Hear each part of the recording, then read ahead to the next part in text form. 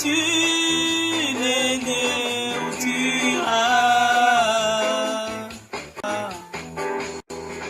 Dans le monde entier, Les hommes sont inconscients de ce que leur vie est un voyage.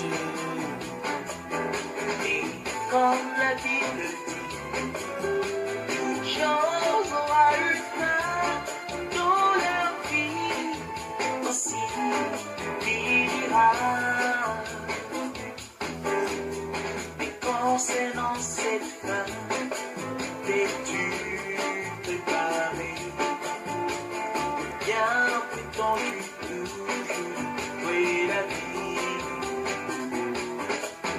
Mais dis-moi mon ami, si tu Mourrais ce soir, connais-tu les lieux où tu iras? mais il est une chose mon ami que tu dois savoir, c'est que Dieu t'a tellement aimé. Il a donné son fils, que tu crois en lui, et qu'ainsi tu puisses avoir la vie. Connais-tu Connais-tu la fin de ton voyage?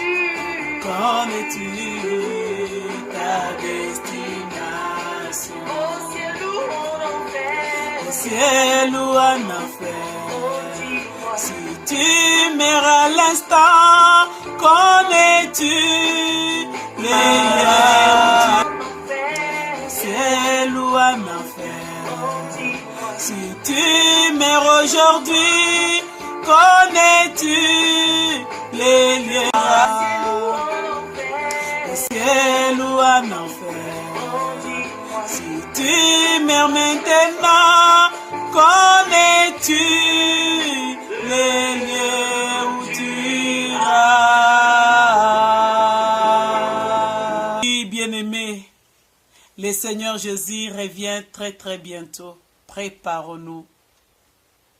Préparons-nous à la rencontre du Seigneur. Le Seigneur nous aime, il nous interpelle. Suivons nos vidéos des révélations divines. Suivons nos vidéos des serviteurs et des servantes qui ont le fardeau de conduire le peuple de Dieu en l'enlèvement et à la destinée éternelle. Que le Seigneur vous bénisse et soyez bénis. Préparons-nous.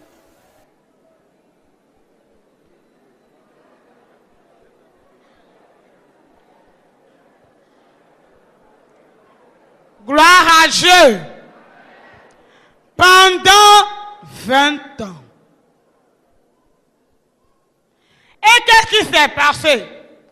Voilà la rancune là qui est dans le cœur a commencé par torturer cette femme.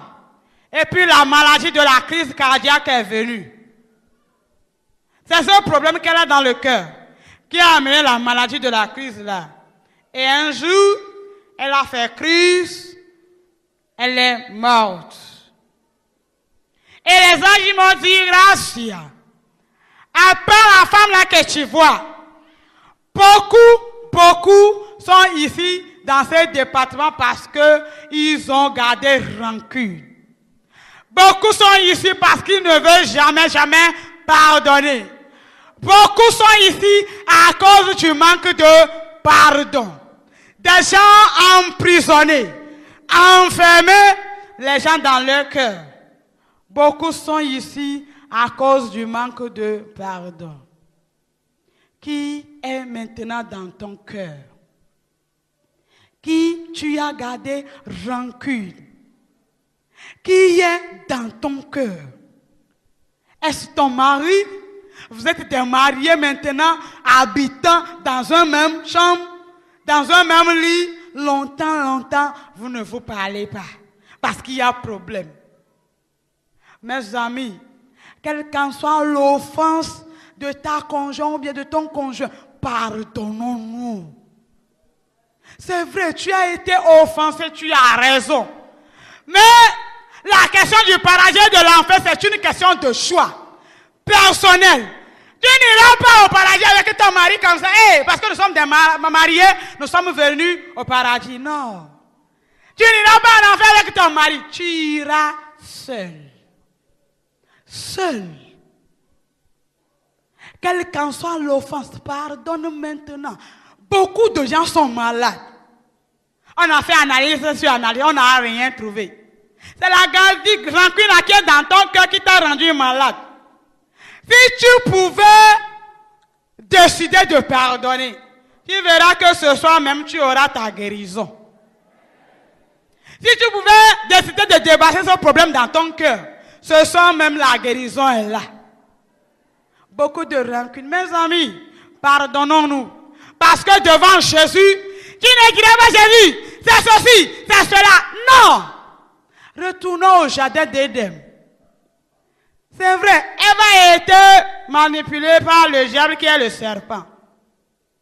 Mais quand Dieu était venu dans le jardin, Dieu dit, où êtes-vous? Voilà la femme là qui dit, c'est le serpent. Là, le monsieur aussi dit, ah, c'est Ève. Dieu dit, avez-vous mangé le fruit? C'est tout ce que moi je demande. Mes amis, quand Dieu voulait répandre la malédiction, hein?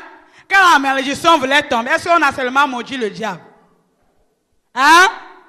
On a maudit le serpent. On a maudit la femme. On a maudit l'homme.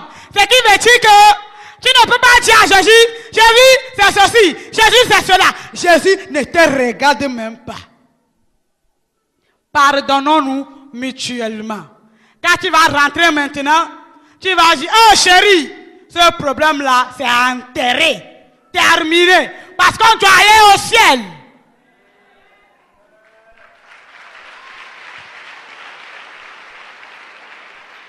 Ce qui est bizarre, on est dans une même église, rancune parmi nous.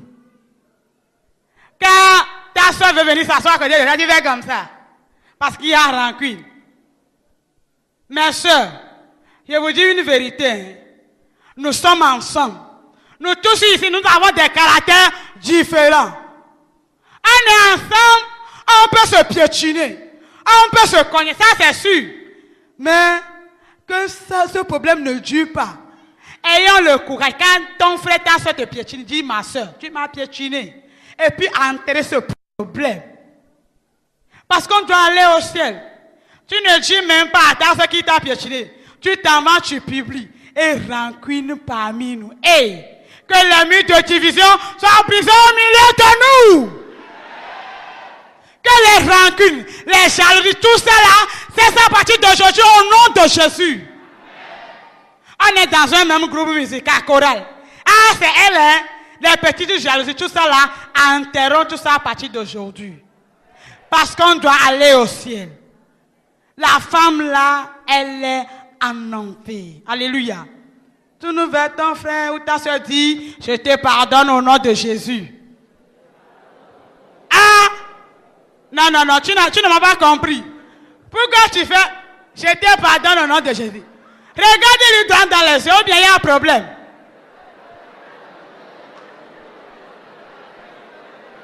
Alléluia.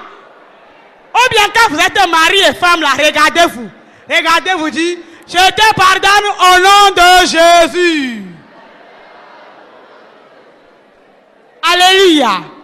En faisant tout ça là, que les rancunes, les murs de division, tout ça là soit brisé au milieu de nous. Parce que nous devons aller au ciel. La femme là, elle est en enfer à cause du manque de pardon. Le département des gens qui ne pardonnent pas. Le département des gens qui ne veulent pas pardonner. À partir d'aujourd'hui, ayons le cœur de pardon. Pardonnons-nous parce qu'on doit aller au ciel. Gloire à Dieu. Est-ce que la jeunesse est là?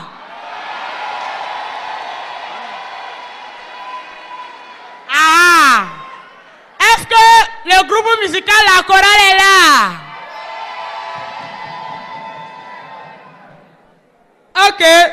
Soyez bénis. Maintenant, que toute la jeunesse m'écoute. Tous ceux qui sont jeunes. Nous voilà devant un département. Mes amis, quand j'ai vu ça, j'ai crié. Quand j'ai émis ce cri de compassion, qu'est-ce qui s'est passé? Voilà Jésus qui apparaît sur la croix, pleurer comme un bébé. Et là, les gens m'ont dit, Gracia, c'est ton cri là. Hein? Qu'est-ce qui se passe? Quand on t'amène en enfer, tu émets un cri de compassion, ça touche Jésus sur son trône. Jésus apparaît à la croix, pleurer parce qu'il ne pouvait rien faire. Jésus ne peut plus rien faire maintenant. J'ai crié, je voyais Jésus pleurer comme un bébé. Le sang de Jésus qui coulait comme ça de ses mains. Demain, nous allons écouter le message de Jésus. Dans ce département, voilà la torture d'une jeune fille.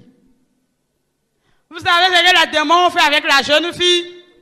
Les démons ont écarté la jeune fille comme la manière on fait pour les brochettes. Pour les brochettes là, quand on ne coupe pas, on fait couler comme ça. Les démons ont écarté comme ça la jeune fille. Vous savez ce qu'ils ont fait? Ils sont partis prendre des couteaux tranchants. Et quand ils sont venus avec ces couteaux, c'est le vagin de la jeune fille comme ça. Ils font comme ça. Ils font comme ça. J'ai commencé par crier. Mes amis, imagine quand tu es blessé par une petite lame. La manière ça te fait mal, ta partie intime. Hey! Que quelqu'un me dit, j'échappe à l'enfer au nom de Jésus.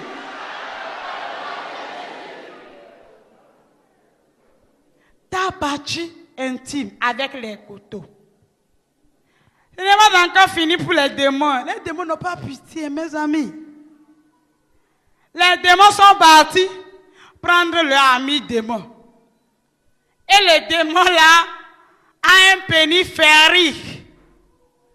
En tout cas, j'ai fait tout, hein, mais c'est en Afrique que j'ai vu ça. Je n'ai jamais rencontré ça.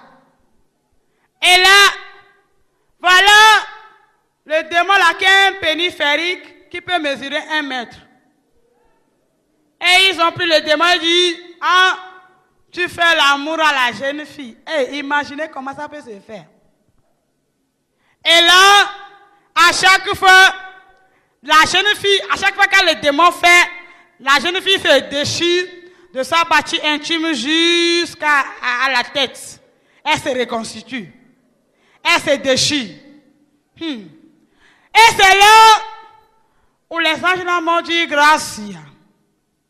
La jeune fille là que tu vois, elle s'appelle Clarisse. Qu'est-ce qui a pu amener la jeune fille Clarisse en enfer? La jeune fille Clarisse est une fille qui chante dans la maison de Dieu.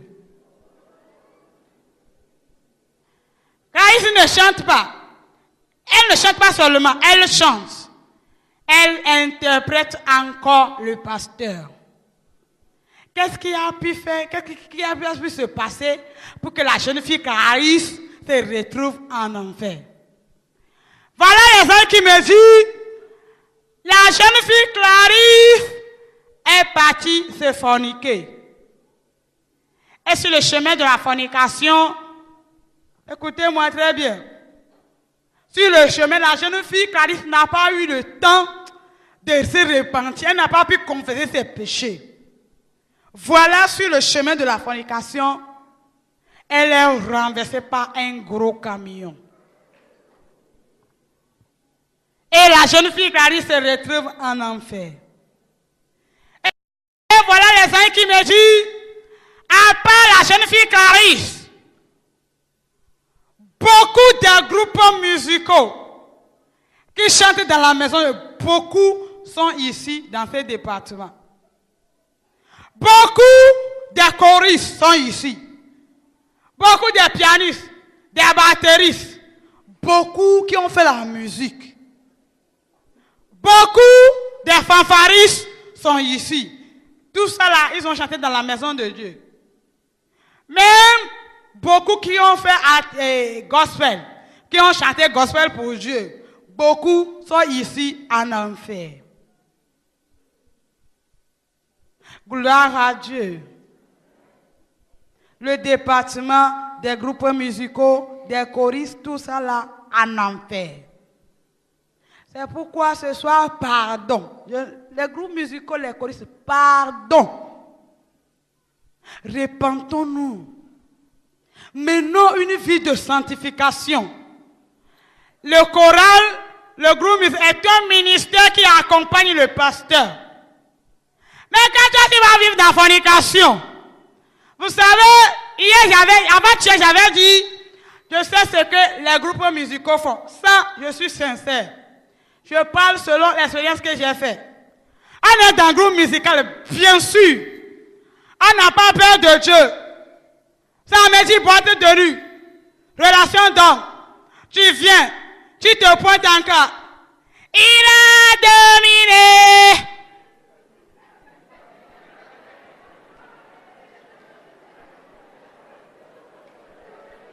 Gloire, gloire. Tu fais tout ça là pour qui? Tu fais tout ça là pour la... Et puis là, le démon même se moque de toi. Pardon, les groupes musicaux, il n'y a rien dans tout ça. Menons une vie de sanctification, une vie de sainteté. Quand toi tu vas vivre avec une vie de sanctification, tu vas voir que quand tu vas commencer par chanter ici, les anges vont descendre. Mais quand tu vas tout mélanger, tu verras que Dieu ne sera pas content de toi. En tout cas, moi, grâce à personnellement, je prie. Le Saint-Esprit est ici. Dieu est présent. Mais quand tu vas t'endetter encore à faire, que le Saint-Esprit te chicote. Quand tu vas rentrer, toi-même, tu vas commencer par crier. C'est parce que dans nos églises, il n'y a pas de Saint-Esprit, on se permet de faire n'importe quoi. Le Saint-Esprit est ici. Quand tu vas faire le bâton du Saint-Esprit, qu'elle te chicote très bien. Et là, quand tu dors, 3 jours, tu te relèves. Tu ne vas plus faire. Mes amis, menons une vie de sanctification. Beaucoup de groupes musicaux sont en enfer. Il n'y a rien dans la vie de fornication. S'il y avait quelque chose, moi, grâce à Dieu, je vais te dire qu'il y a quelque chose. Il n'y a rien dans ça. J'ajoute encore un point parce que dans ce ministère, j'ai raconté beaucoup de cas. Je n'ai pas dit, on est dans un même groupe musical, on ne pouvait pas se marier. Je n'ai pas dit ça. On pouvait se marier, étant dans un même groupe musical. Mais quand le monsieur te dit, tu me plais là, mes amis, courez rapidement pour aller voir le pasteur. Les fiançailles ne se font pas dans les buvettes. Les fiançailles, vous regardez, je t'aime, hein? Et puis vous commencez comme ça. Ce n'est pas comme ça. La Bible dit que le lit conjugal soit honoré. Quand on dit là, il faut que le pasteur, on fait ça devant le pasteur. Et que le pasteur prie pour nous. Là, tu es protégé. Maintenant, les jeunes filles, pardon. Quand je prêche ce message, voilà le Saint-Esprit qui me dit d'insister sur certains points. Jeunes filles, pardon. Il n'y a rien dans ça. Premier bureau, deuxième bureau, troisième bureau, quatrième bureau. Un homme qui a déjà 60 ans, qui vit avec sa femme. Toi, tu te donnes à lui. Chambre là, c'est lui qui t'a loué. Tout ça là, laissons. Tu es venu en Jésus. Qui te dit que tu ne vas pas souffrir? Accepte la souffrance. Ta croix est là, tu dois le porter. Tu dois accepter de porter ta croix. Parce que Jésus même a dit, si quelqu'un veut me suivre, qui se renonce à lui-même, qui se charge de sa croix, la croix est là à porter. Souffre pour Jésus. Laisse tous. Quand tu vas rentrer maintenant, tu vas appeler ce monsieur de venir prendre son portable. Tu dis, location là, je ne vais plus habiter dans la location que tu m'as fait. Mes amis, il n'y a rien dans ça. S'il y avait quelque chose, j'allais te dire. Jeune fille, il n'y a rien dans ça. Menons une vie de sainteté, une vie pure, digne. Jésus sera content pour toi. Alléluia. Il y a un point également que je vais toucher. Le département des masturbateurs.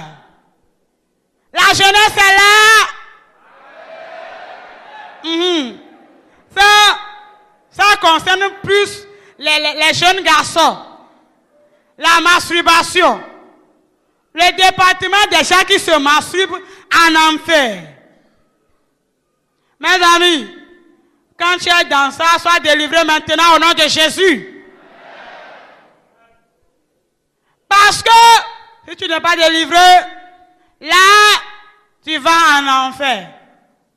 Le sort qui est réservé aux masturbateurs en enfer, mes amis, tu ne peux pas supporter. Quand tu ne pouvais pas dire, tu peux là, jeune, tu peux mener une vie de sanctification. Parce que le jeune Samuel, parmi les enfants d'Élie, s'est dit, moi je vais vivre pour mon Dieu. Tout ce que les enfants d'Élie font, Samuel ne le faisait pas. Tu peux mener une vie de sanctification. Tu peux arriver en tant que jeune. Parce que la Bible dit, je puis tout par celui qui me fortifie. Tu peux, mon frère, une vie d'abstinence pour Jésus, tu peux. Mais quand tu vas te masturber, la masturbation, c'est-à-dire la satisfaction que tu fais là et puis tu t'éjacules. Là, tu vas en enfer. Repentons-nous. Alléluia. Je touche également un point qui concerne toujours la jeunesse. Le département des gens qui se connaissent avant le mariage. Est-ce que la jeunesse est là? Maintenant, acclame Jésus. Parce que tu es là.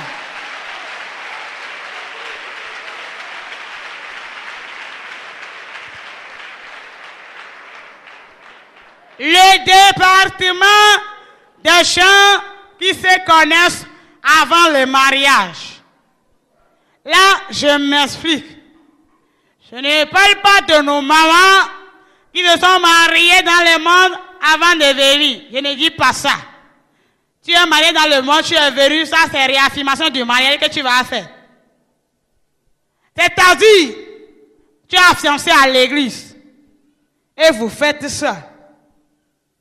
Quand le pasteur vous demande, on n'a jamais fait, et ça on est saint. Qu'est-ce qui se passe? Je vais insister sur ce point parce que dans ce ministère, j'ai rencontré beaucoup de jeunes filles qui se sont déçues. Les jeunes filles sont là. Les jeunes filles, écoutez-moi. Jeunes filles, quand un garçon va te fiancer, là, ça c'est devant le pasteur. Qu'est-ce qui se passe aujourd'hui? Jusqu'au moment où le pasteur ne se rende compte, on a déjà tout fait, quoi. Les fiançailles, j'avais dit, ne se font pas dans les buvettes. Quand un garçon va te fiancer, le garçon va te dire, je vais bien faire ça pour que je t'aime encore. Beaucoup de jeunes filles se sont allées comme ça. Et quand je prête ce message, j'insiste réellement. Beaucoup de jeunes filles se sont laissées aller comme ça parce que les garçons les ont dit, quand on va faire ça, je vais bien t'aimer. Qui te dit? Jeune fille, quand un garçon va te dire, je vais faire ça, soulève la jupe. Il faut soulever. Il faut crier sur lui. Il faut même courir, dire ça au pasteur. Tu sais, les jupes ne se soulèvent pas dans les fiançailles. Si toi-même, tu soulèves jupe, Qu'est-ce qui se passe? Le garçon là, il voit bien. Les garçons là, vous savez, ils sont comme des moutons. Excusez-moi, les garçons.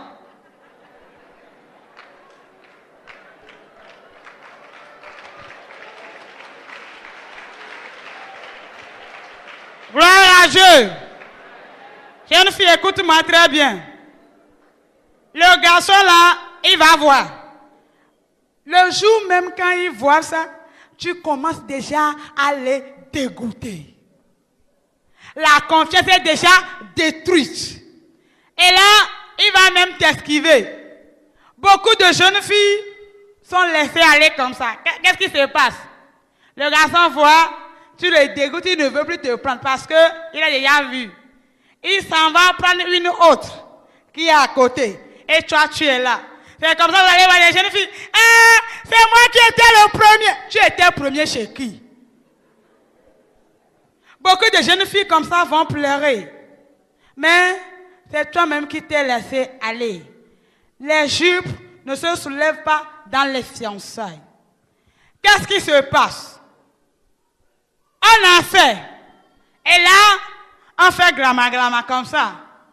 Le pasteur qui dit, ah, devant le conseil des fiancés. Ah, est-ce que mon frère, ma soeur, les mamans qui disent, ah, vous avez fait. Au lieu de dire, ah, sur le chemin, on a failli, on a fait. Non, hein, jamais, on n'a jamais fait. Mais pourtant, vous avez fait. Et le jour là, vous allez voir, tu vas te voiler dans la honte comme ça. Qu'est-ce que tu vois là encore? Tout ce qui est déjà dévoilé. Qu'est-ce que tu vois là encore? Et là, gloire à Dieu. Et c'est là, vous avez menti. L'homme de Dieu n'est pas Dieu. Il va te faire le mariage. Là, tu as menti devant Dieu. Tu as menti devant les hommes. Comme ça, vous rentrez dans le foyer. Qu'est-ce qui se passe? Vous rentrez quelques moments après. Voilà les problèmes comme ça qui surgissent dans le foyer. Parce que la base est détruite. Et c'est là.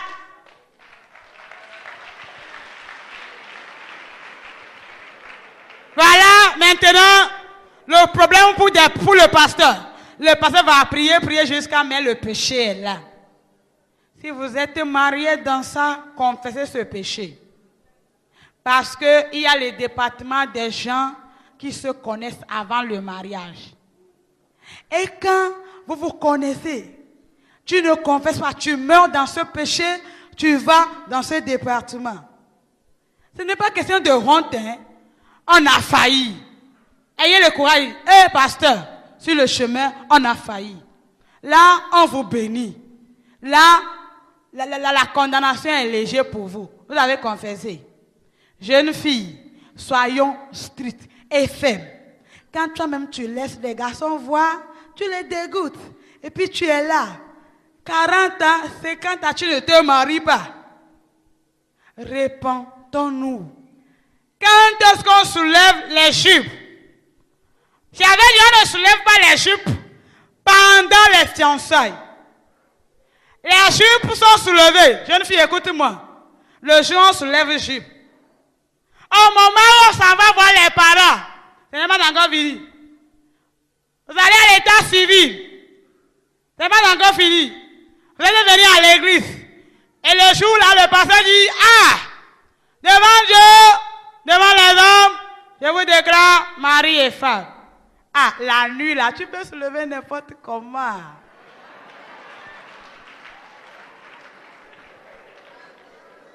Gloire à Dieu. Maintenant, il y a interdit. Pas de sexe avant le mariage. Il y a interdit. Pas de relation sexuelle avant le mariage. Jeune fille, mais le temps ne s'en va pas. Qui te dit que quand tu ne fais pas ça, tu es malade? Non. La vraie vie, là, c'est une vie d'abstinence. Pas de relation sexuelle. Les jeunes filles croient que le temps même s'en va là. Hey, je vais me marier, je vais faire aussi.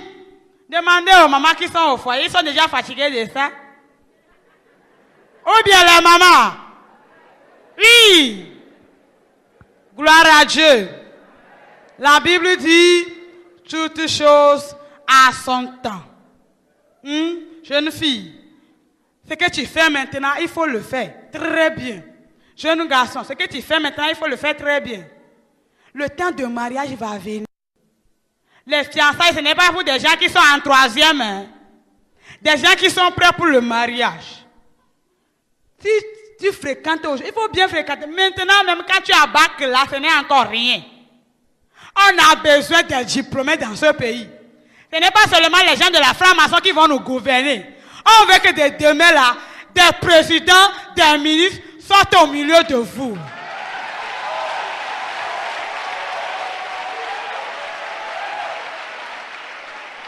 Et là, que les lois chrétiennes soient votées. Hein? Maintenant, il y a la loi des PD. Mais quand les chrétiens seront là-bas, la loi de PD ne va pas exister. Mais quand tu ne vas pas fréquenter là, comment nous aurons des présidents de demain? Il faut bien fréquenter maintenant. Quand tu auras un bon travail de demain là, l'homme que tu veux, la femme que tu veux là, tu vas l'avoir. C'est ton travail qui fera de toi une personnalité de classe. Hein? Si tu apprends un métier, il faut bien l'apprendre. Même, qu'est-ce qui se passe? Tu n'as même pas travail, tu te maries. Ah, piment 25 francs. Chérie, donne-moi de l'argent. Ah, 50 francs, piment. Le jour, il va te dire, ah, je suis fatigué de toi. Toi aussi, cherche quelque chose à faire. Mais, le foyer, c'est une vie de complémentarité, c'est une aide. Tu aides la personne. Tu complètes toi aussi. Il faut travailler, il faut fréquenter. Pour que demain, là, nous ayons des présidents, des hauts cadres de ce pays, au nom de Jésus. Gloire à Dieu. Je vais terminer, je ne sais pas, avec les enfants. Les enfants sont là. Est-ce que les enfants sont là? Acclamez Jésus, je vais voir.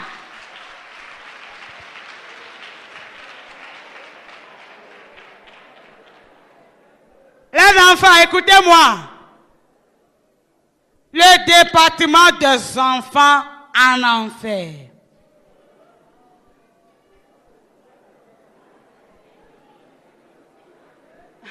Gloire à Dieu. Pourquoi tu cries maintenant? Un enfant ne peut pas être en enfer. C'est toi qui le dis. Le département des enfants en enfer. Mes amis, quand j'ai vu ça, j'ai commencé par pleurer.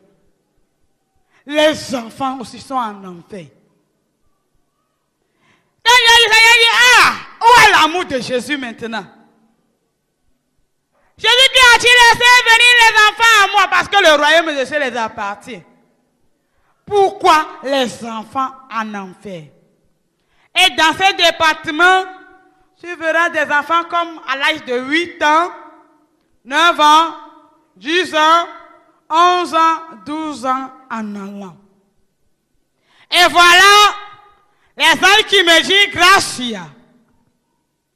Une fois qu'un enfant sait discerner le bien du mal, l'enfant aussi doit décider.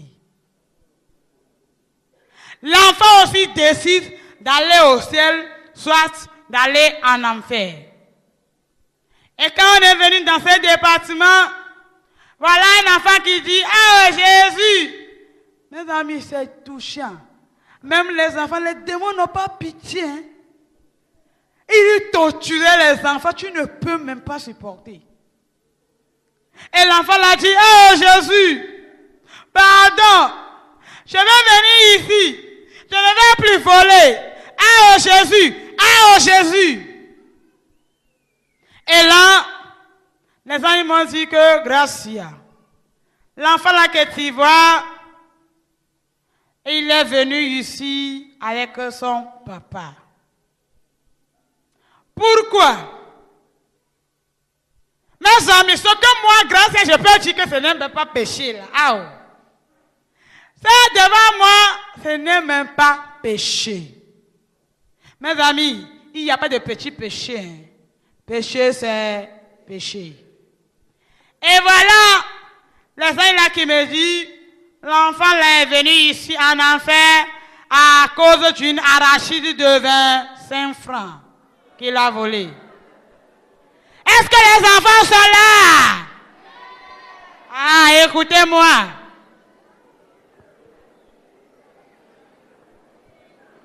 À cause d'une arachide de 25 francs. Les anges ont dit que l'enfant a volé l'arachide. Étant une mère, c'était un enfant seul, unique, choyé. Et là, la maman l'a bien corrigé. Quand le papa est venu, le papa même est devenu furieux, très énervé, frappant même la femme. Comment on peut battre mon enfant que de 25 francs? 25 francs, c'est quoi même? Dans la colère, très excité. Voilà le papa qui a pris l'enfant dans sa voiture. Il dit, nous allons aller quelque part, on va se canceller. Mais sur le volant, toujours furieux. Voilà, c'est la colère qui contrôle maintenant la situation. Et maintenant, accident sur le chemin. Ils sont devenus méconnaissables. Et le papa et l'enfant en enfer. Et là, les gens m'ont dit que, Gracia, à part l'enfant là, beaucoup sont ici, beaucoup des enfants sont ici à cause des dessins animés, Dragon, Bulle 2. Les enfants sont là.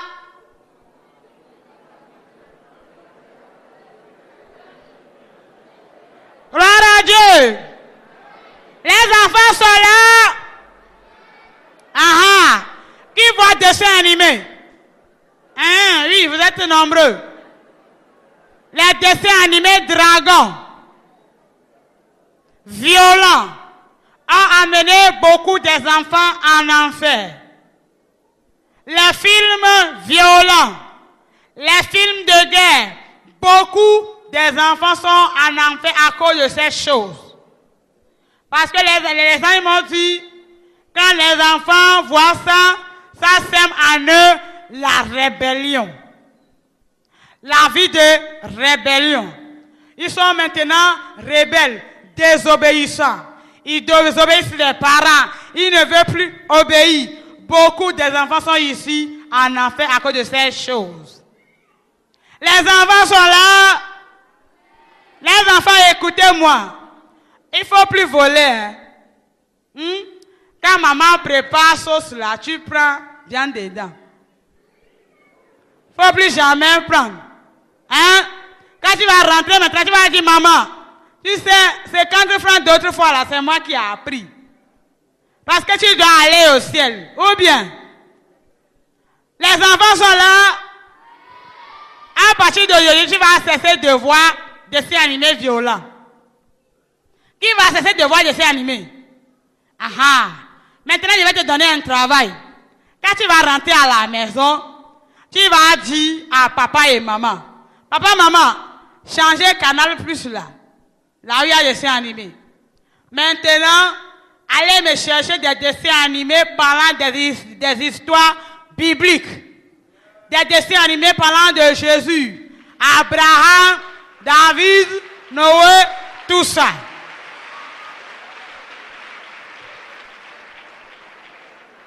Qui veut dire ça, papa? Ah, c'est ce que tu vas dire. Parce que toi aussi, tu dois aller au ciel. À partir d'aujourd'hui, quand maman te dit de faire ça, il faut plus refuser.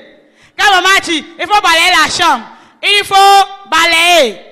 Il ne faut pas dire, maman, je ne veux pas faire. Parce que quand tu es rebelle là, tu vas en enfer. Hein? Ah, soyez bénis parce que vous êtes repentis. Qu'un enfant dit, je me répands au nom de Jésus. Ah, soyez vraiment bénis. Et nous, les parents. Mes amis, je vais insister sur un point. Quelle qu'en soit la manière, tu aimes ton enfant. Aimer l'enfant ne veut pas dire encourager la mauvaise chose. Peut-être tu as eu cet enfant après 10 ans de mariage. Tu as souffert avant de l'avoir. Ça, je suis d'accord avec toi. Mais n'encourage jamais de mauvaises choses à ton enfant. Quand l'enfant commet un péché, en tant que des couples, des parents, soyons unis. Ayons une voix vraiment unie pour éduquer nos enfants. Quand maman dit oui, il faut que papa aussi dise oui. Il ne faut pas que maman dise oui. Voilà devant l'enfant, papa dit non. Moi je refuse. Vous vous bagarrez, vous vous discutez. Quand vous faites ça devant l'enfant, ça n'aide pas l'enfant dans son éducation. Tu verras que l'enfant même n'aura même pas confiance sur vous. Parce que papa et maman se discutent chaque fois devant moi. Ayons un commun accord pour éduquer nos enfants. Alléluia. Alléluia. Alléluia. Ayons une voix unie. Quand ton enfant fait quelque chose qui n'est pas bon, mes amis, quand j'ai rencontré ce ministère, j'ai commencé ce ministère, beaucoup des enfants sont confiés à moi. Les enfants ne sont pas des animaux. Les enfants sont comme des personnes comme nous aussi. Quand ton enfant fait quelque chose qui n'est pas bon, il ne faut pas tamper l'enfant d'une manière violente. Avec des coups de pied, tu tapes l'enfant n'importe comment, comme un animal. Amène l'enfant à la raison. Prends ton calme. Respire bien. Et demande, ça dit, tu l'amènes à la raison devant les mauvaises choses. Et là, tu verras que après avoir expliqué à l'enfant ce qu'il a fait, l'enfant même dit, je mérite d'être puni. Quand tu tapes ton enfant d'une manière violente, n'importe comment, tu la frappes. Non, tu ne l'aides pas dans son éducation. Aidons nos enfants. Et à partir d'aujourd'hui, ayons un culte de famille. Au moins dans la semaine, méditons avec nos enfants. Commence par voir. Vous vous levez, tu dis, tu vois, je veux que tu nous conduis dans la prière, je vais tu seras étonné de la manière dont l'enfant va prier. Et là, tu dis à l'enfant, demain là, c'est toi qui vas nous faire la méditation. L'enfant sera étonné. Tu seras même étonné de la manière dont l'enfant va faire la méditation. Ayons un culte de famille. Cessons de nous discuter devant l'enfant. Quand nous avons quelque chose à dire, rentrons dans notre chambre. Parlez entre nous. Devant l'enfant, ne nous discutons pas. Et pour ajouter encore, il y a certains parents qui insultent les enfants n'importe comment. Voilà, je suis allé à une conférence des assemblées de Dieu. On m'a amené un enfant qui a, je peux dire, 11 ans. Un discernement de Dieu, il faut prier pour lui. Ça fait 4 ans, il fait toujours le même ce 1. Et là, j'ai vu que l'enfant est triste. J'ai renvoyé les parents, j'ai eu un temps de discussion avec l'enfant. Voilà l'enfant là qui me dit, maman, Gracia. Voilà ma maman qui me dit, je regrette même de t'avoir mis au monde. J'allais aborder ta grossesse là, et puis je serai tranquille. Hein? Tu es insensé, ignorant. Toi, tu n'es bon à rien. Tu dis ça, tout ça à l'enfant, tu veux que l'enfant réussisse. Tu dis à l'enfant insensé, il va faire des choses insensées pour toi. Cessons d'envoyer à l'envers des enfants insensés, bon à rien, je regrette même. Ça dit, cesse de faire ça devant l'enfant. N'insultons pas les enfants n'importe comment. L'enfant ne t'a pas supplié de venir dans ce monde. Le jour que tu faisais là, tu riais. Alléluia. Ce n'est pas que l'enfant va commencer par te créer des problèmes. Tu vas insulter l'enfant n'importe comment. Si tu pouvais dire, même quand l'enfant est taré, tu pouvais dire, moi je sais que demain tu seras président. Je sais que demain là, tu seras un grand docteur. Là, tu encourages l'enfant. L'enfant est incité à l'excellence. Là, l'enfant va tout faire pour réussir. En tant que parents, cherchons pour nos enfants des dessins animés bibliques, des dessins animés parlant des personnalités de la Bible. Gloire à Dieu. Tout ça là pour éduquer nos enfants.